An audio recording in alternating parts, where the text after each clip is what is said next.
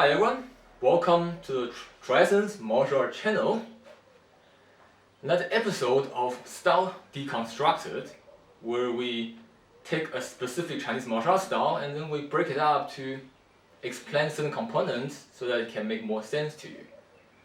So before you start, you might notice that Eric, my usual video partner, is not here. Unfortunately, he's got some personal emergency and back in Hong Kong.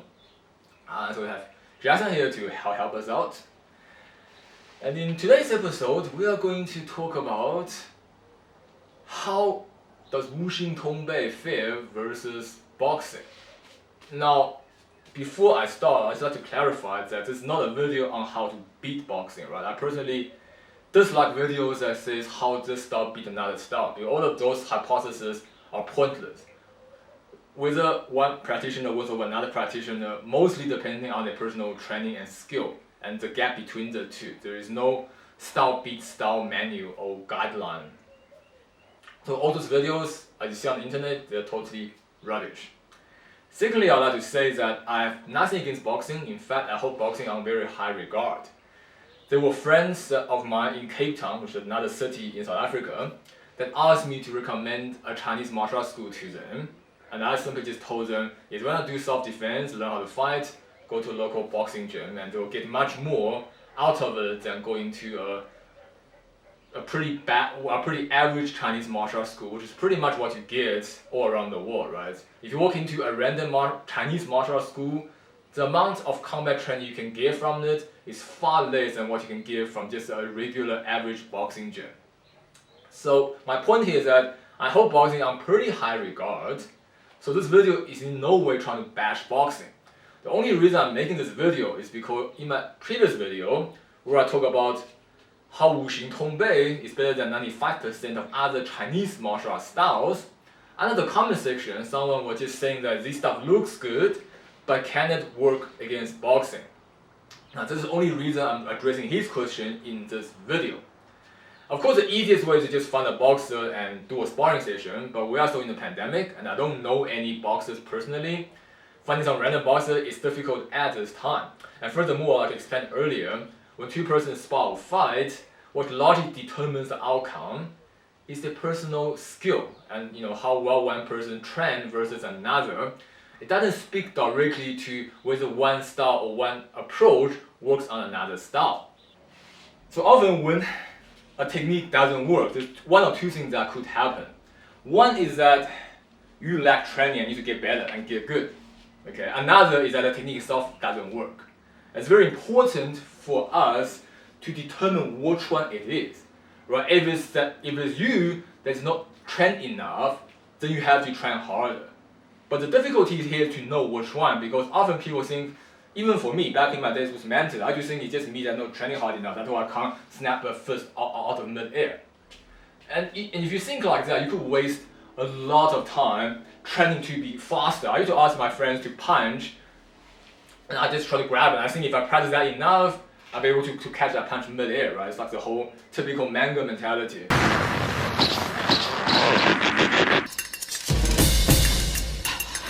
水風船の時より桁違いに難しいってばよ。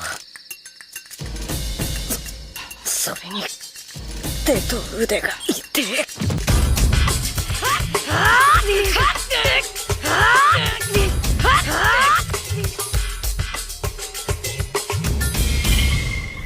But at some point I realized it doesn't work, and I wasted a lot of time doing dumb trash that will never work because the laws of physics just simply forbid it.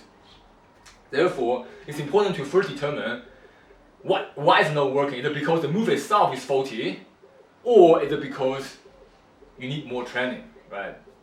If you don't understand that, then you will not be able to progress in martial arts when it comes to combat-oriented stuff. Then how are we going to determine that? Well, it's just like if I drop a 2-kilogram ball from a 10-meter high tower, what kind of velocity and what kind of force it will generate when it hits the ground. You don't have to physically go to a 10-meter tower and throw a ball down to measure it. You can simply use physics and math to calculate the result. In a very similar way, we can determine whether a certain technique or approach works or not based on logic and reasoning. So here's a few things that you need to keep in mind when examining whether a certain technique, application, or move would work or not in a realistic fighting context. Firstly, you have to ask the question, does it require supernatural dexterity or precision? What I mean by that is, often you see these styles where when somebody punches, they require you to catch the wrist. Okay, to do that, you need enormous amount of precision and timing, something that humans are not capable of against a person who's actually trying to hit your face. Okay, if somebody like a student doing a punch very nicely over there, easy to grab. If somebody is trying to hit you in your face and you're trying to grab that arm, that wrist in mid-air, mid-flight, pretty much impossible. Classic style that does that, Aikido, right? Aikido has stuff where somebody punches, you want to grab his arm, then you roll him this way, then you catch him that way, and then you flip him over. Mantis, also logically guilty for this. They have a lot of techniques where they want to snatch this wrist in the middle of the air and then carry around with a combo. So the first thing you have to always ask yourself is, does that application or move require abnormal amount of precision or dexterity? And when it does, then we don't even need to try out in actual combat. We can already know that it most likely is not going to work versus somebody that knows how to throw a punch with proper speed and force. The second thing that you have to ask yourself is, does that technique and application ignore the relevance of time? What that means is, when he throws one punch, I only have time to do one thing. I don't have time to do 2 things, 3 things, 4 things, or 5 things. Let me give you an example of something that's guilty of this type of application. So when he throws a punch, then I do 1, 2, 3, 4, 5, and 6. Okay, I'm doing 6 things in the time that he's doing one punch. That completely doesn't make sense because right at the moment, even if assuming that I can pull up the first 2 moves, so he does a punch, I go 1, 2. The moment I'm doing this punch, he's gonna be doing something else. He can either block me or he can hit me with that hand. I don't know what he's going to do, right? He can do anything. He's a person of his own free will. So never mind doing that, punching the rib, still grabbing this hand, still putting my hand through the neck and still putting him over. So when you see a technique that the opponent is only doing 1 move and the other guy doing like 5, 6 moves, it clearly doesn't work.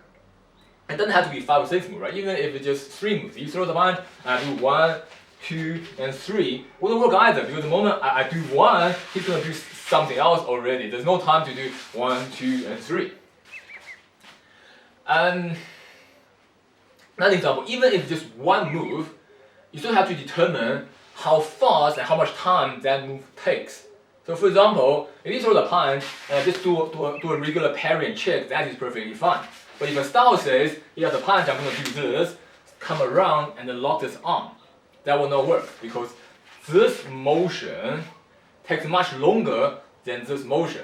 So even if I'm just doing 1 motion versus 1 motion, if my motion takes much longer, it's not going to work.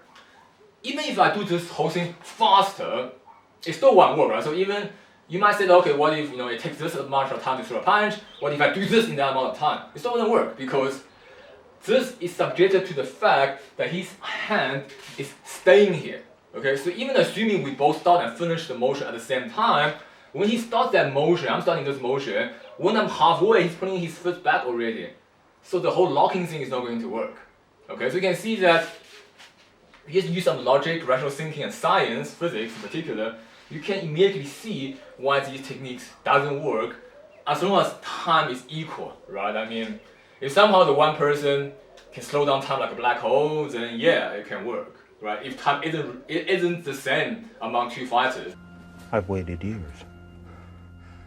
How many years? By now it must be. It's 23 years, 4 months, 8 days. But if he's living on this earth, then these techniques will not work. So that's the second thing. And the third thing that you have to ask is, does that technique require you to predict the future? So there are a lot of these very highly specific techniques that only works if you know beforehand what the other person is going to do. And naturally, I don't think any of us can really predict the future, and therefore those techniques doesn't work. And usually those techniques function in a very specific way that only work in a very specific scenario, right? I have criticized on this in the past already, especially in my episode on the issues with Mantis style as a whole. So if you haven't seen that video, you can basically watch that. But just to give you a simple example, right, so a very big thing in Mantis is that when he punches, I need to do double sitting hand, I lower his hand, he blocks, and I'm going to grab that. So this is assuming that he blocked with a tap. But if he does a more, like a bigger circular block, then that whole thing is not going to work. If he come from the inside, go outward, or like that, it's not going to work. Pretty much if he does anything that is not a light tap, it's not going to work. Right? But if you were just doing Mantis, and in Mantis, we learn to tap the first, which enables that person to then do the follow-up.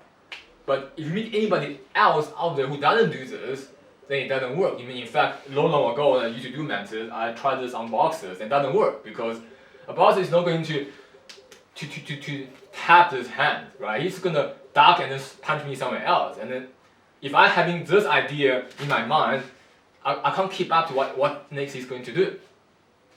So that is a big problem, right? So a lot of these Chinese martial techniques are highly specific. Another example, right? For example, if I'm doing this technique and I know he's going to push the hand that way, then I'm going to then push my hand through there. But this only works because I know he's going that way, and I know that he's doing in such a way that as he moves, I preemptively come through. But if I don't know, what if he just pull it downwards? What if he grab it backwards? What if he do anything else? Then if I'm already preemptively doing this, I'm going to be in a very bad situation. In fact, I have a whole 2-part video on the correct and incorrect method of combat. So you can watch those if you want to know more about this topic. But this is to lay the foundation to what we're going to talk about today. We're going to examine the technique I showed in that video about Wuxing Tongbei, namely circular hands, and see whether this would work against someone who's throwing boxing punches at you based on these 3 criteria. So firstly, does it need enormous precision or dexterity? Obviously it doesn't, right? I've already explained in that last video. I don't really care what I'm hitting the person with. It can be the hand, it can be the wrist, it can be the forearm. So this entire area from my elbow to my finger is game. When I'm launching this move, I can hit, I hit anywhere with my forearm and my hand is perfectly fine. And furthermore, because of the area I'm using, I'm covering a large area in front of me. So whether his hand is here or there, it really doesn't matter. Literally, I don't even need to look exactly where his hand is. I just have to know that he's moving, and I do this, and I'll pretty much be able to cover everything, right? As long as it's not a kick to my leg, or like a ball punch, this pretty much covers everything in this whole area. I can basically blindly do this, and it'll be fine. So that's the first thing. And the second thing is that, as I've already explained in the last video, it also doesn't need to be side dependent, which a lot of the other Chinese martial techniques are. I don't really care if he's punching with that arm, I can do this. He's punching with that arm, I can do this. I don't need to be specific. I just need to know that he's throwing something, and I'll just do this. So that's important to know as well. And then next, let's look at timing. Okay, like I said, the time that he throws one punch, can I complete this one move? And the answer is obviously yes, because from here, all I need to do is this. So it's roughly about the same time you would take to throw a punch. And maybe some people throw punch slightly faster, slightly slower, but it's one motion versus one motion. And what this means is that even if you miss, or if your range is not correct, or whatever else goes wrong, you are not in a disadvantageous position, right? If you do a complicated move where he's throwing a punch, I'm doing 1, 2, and 3, and then he changes into something else, then you are caught with your pants down. You are stuck in a place where what you plan to do is no longer viable, and you are not prepared for what he's doing. But assuming that he throws a punch, I'm trying to catch it with this, even if I miss, I'm not in a bad position. I'm still ready to launch another attack when he launches another attack. I'm not putting myself in a vulnerable position or halfway in a combo that I cannot adapt to whatever he's doing. Which again, is just like I explained in the previous video. Once this is missing, I can either stop the next punch with this hand, or come back with a 摔掌 if it's a hand on that side. So since I'm open to options, I can actually just retreat back and I can move forward, I can step sideways. I'm literally open to options because this move, it doesn't lock me into anything. So timing wise, it is also applicable to be used against a punch. Unless you have really bad reflex and you can't react to a punch. But then the problem is on the practitioner, right? So next, let's look at, do you need to predict the future? And obviously, you don't, because this isn't a combo. I'm not doing 1, 2, 3, 4. Yes, it is a combo like I explained in the last video, but the combo is just like a boxing combo. It's subjected to change. I don't have to be prearranged into 1, 2, 3, 4, 5. I don't have to do that. I can do this, and if at the time I feel a straight on that side, I can do a 摔掌 there. Or I can do this, if I feel a straight in my face immediately, I can use this hand to protect. Or I can do this, and if I feel something here, I can then do a middle 摔掌. It's like, or I can just do this, step back, and do it again. It's loose, right? This technique, or this move circular hand, it doesn't lock you into a certain combo. It's like Lego. You can put it however you want. In fact, you should treat this like a hook, except it's not a hook. That's pretty much what this is. Yes, it is an official combo, which is circular hand, 拍掌, 中拳, the mid punch, right? But that's only assuming that you connect with this hand. This combo doesn't have to go. It's not like I'm over here, I already have to prepare this to go there and then to do that. Like some other combos that they have to load up the move beforehand in order to catch up to the time and be fast enough to make the combo work. Okay? For example, like the example I gave previously, if my hand is here and I'm waiting for him to do that, I have to kind of load his hand just as he moves in order to catch that space. If I wait for him to push first, then the opportunity is already gone. I'm going to trap my hand here, and I can't actually do that. I have to basically expect him to do that and then do this immediately. So those are things that you have to lock yourself into before you are certain that he's doing the response you want him to do. But in this case, I'm not locked into anything, right? I'm only going to do the circular hand into 拍掌 when I feel I trapped his arm. So when I'm doing this, if I feel that, okay, I got his arm, and then I'm going to then do the rotational force, and that force adds a delay to his action, which is why I can do the 拍掌 to his face even if I don't preload it. I don't have to already be doing this. I have to, this is almost like a trap. I'm trying to see if I can trap the other guy. Once I do trap him, then that gives me the time to launch this. If I don't have that drag on his balance, then this wouldn't work. Okay? Because then if I only do that after I do this, he's going to be miles away. But because it has a drag, that's why I can't wait for the drag to happen first before I launch this hand. Therefore, I don't need to dedicate myself into anything or commit myself into anything. I'm basically free to choose my decisions as the fight goes along. So that's pretty much how I personally use logics and reason to determine whether any techniques that I see on the internet or show in person would actually work in a genuine situation or not, without physically having to apply it to another person. So I hope that has made sense. But now you might think, okay, but that all sounds good, but how does it actually work in practice? So in case that you really lack logic and reason, you can't understand everything that I've said so far, let me give you a slightly more practical example. Obviously, just don't do boxing and we're not gonna fight for real, but just give you a rough idea of how this kind of fits into the sparring scene. So imagine that we are sparring, right? We're not actually sparring, we're just pretending to be, so don't confuse it. So imagine if we are sparring. Step a little back. Yeah, so I could, so we're like, we're gauging the distance, so I could launch this, and I could come back and then launch it again. You see, the thing is, I'm just doing this like a hook.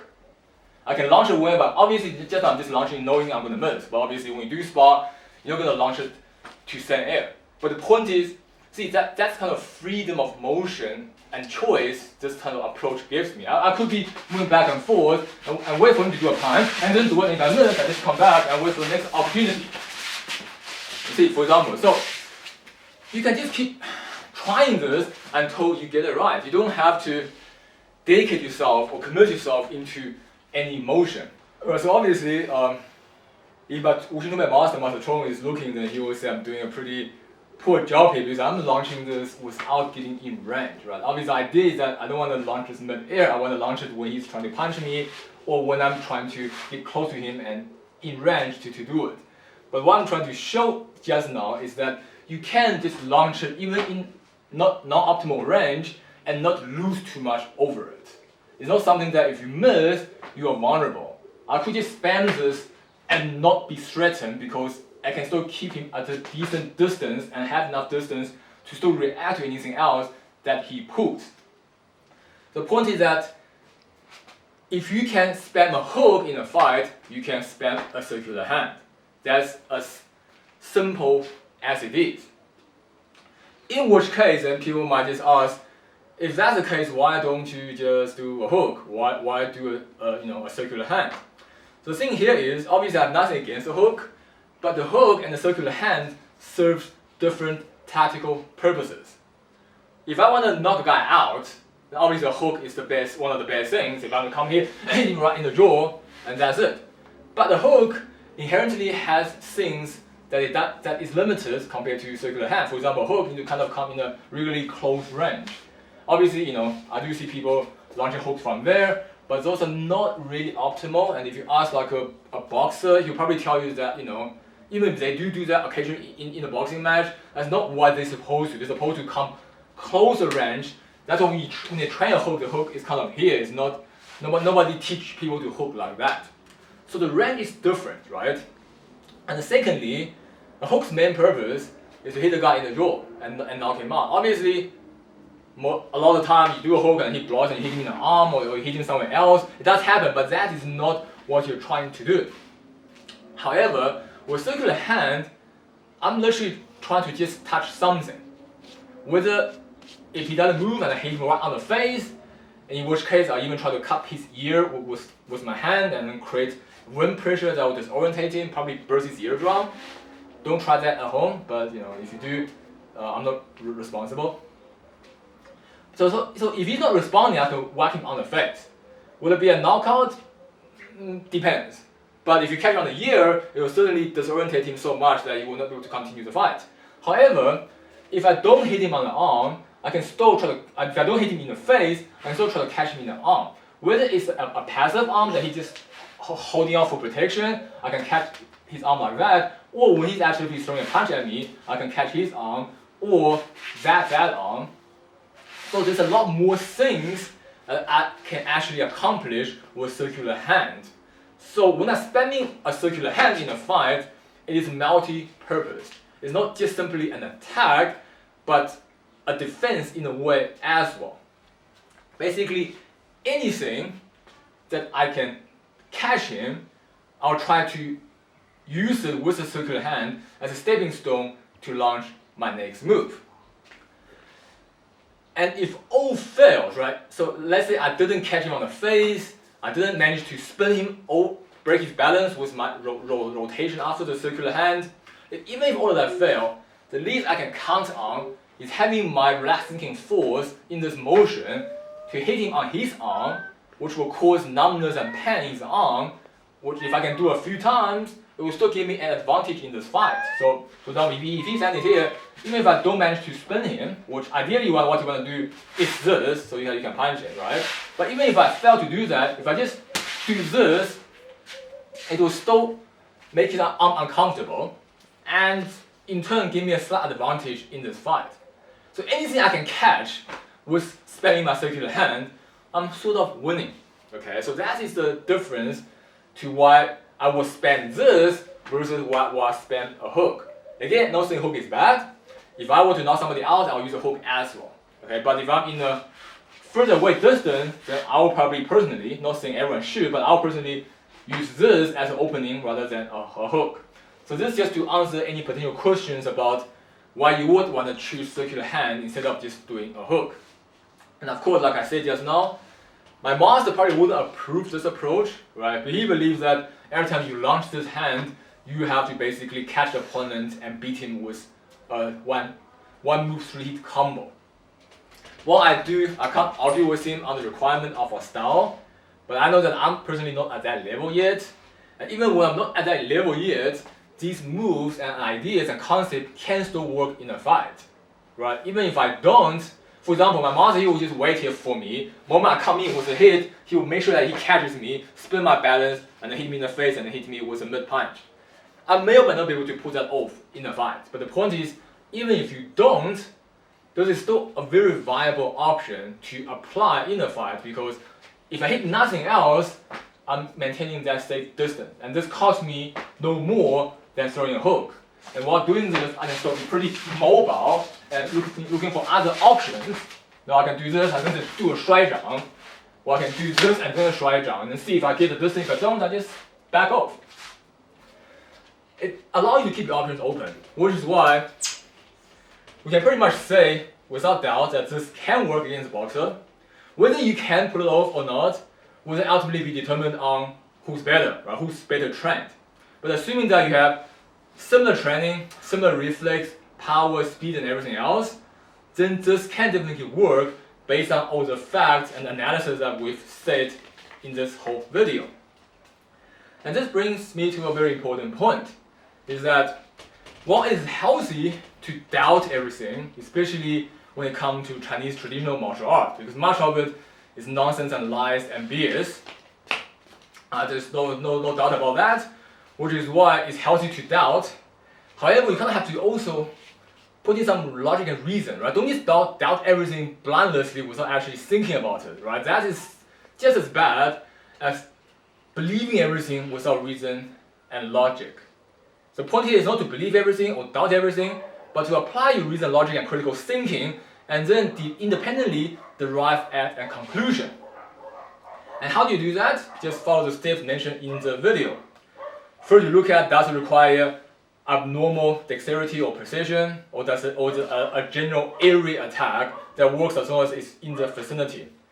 Secondly, you look at, does it require abnormal speed, or can you finish this move in the time that will finish a basic punch? And lastly, does it keep you free from commitment, or do you have to predict the future and know exactly what the opponent is doing in order for you to pull this off?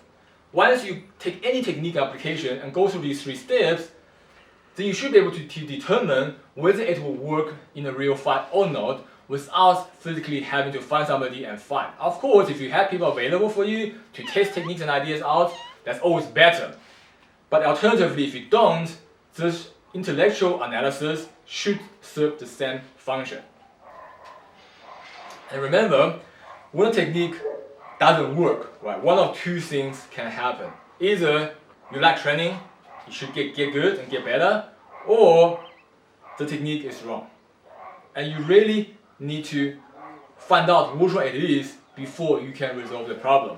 Otherwise, just like myself, when I used to do mantis, I thought I was just not good enough to catch a punch mid-air, and I just spent a lot of time trying to catch a punch mid-air.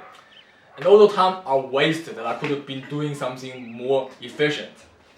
So if you don't know what is wrong, what's preventing you from applying something in combat, then you have to go through those steps and ask yourself why this technique isn't working. And if any of the 3 steps I mentioned is flagged in the technique you're trying to use, then you should know that technique is faulty and inherently inefficient, in which case, forget about that technique, find something more usable. But if a technique can pass those 3 criteria and you still don't seem to be able to apply it in combat, then you probably lack training and should just train harder. And if you can go through these steps every time, then I'm sure your martial art skills and combat abilities will improve over time. Alright, that's it for today. I hope this whole video made sense to you. And if you enjoyed the video, please consider subscribing to my YouTube channel. And if you can support me on Patreon, that would be greatly appreciated. As always, a shout out to all my Patreon supporters. Thank you guys so much for supporting me. If you've got any questions for current content or suggestions for future content, always feel free to message me and I'll get back to you as soon as possible. And all my Patreon supporters get access to a list of exclusive videos, especially in-depth analysis on the 4 fundamental forces. So if you're interested in understanding the principles of internal martial arts through the mechanics of physics, then you should definitely consider becoming a supporter and watch those videos. Lastly, I would like to remind everyone we're still in the pandemic, so wear your mask, social distance, sanitize your hand, stay safe, stay healthy, and I'll see you next time. Thanks for watching TriEssence Martial Art channel.